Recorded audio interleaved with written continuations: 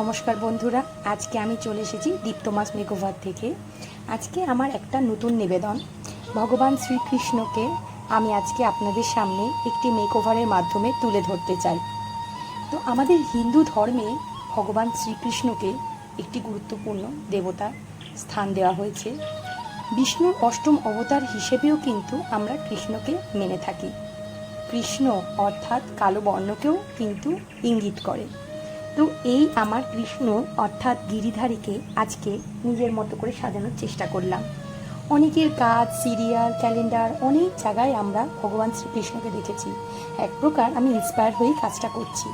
আজ আমি নিজেকে অতি ভাগ্যবতী মনে করছি যে ভগবান শ্রীকৃষ্ণকে আমি সাজাতে পারলাম এবং এরকম একটা লুক আপনাদের সামনে তুলে ধরতে পারলাম। আমার গিরিধারীকে সবাই কিন্তু অবশ্যই জানাবেন এবং কে কোথা থেকে দেখছেন অবশ্যই কমেন্টে বলবেন, আমার ভীষণ ভালো লাগবে। সবাই বলো জয় শ্রীকৃষ্ণ।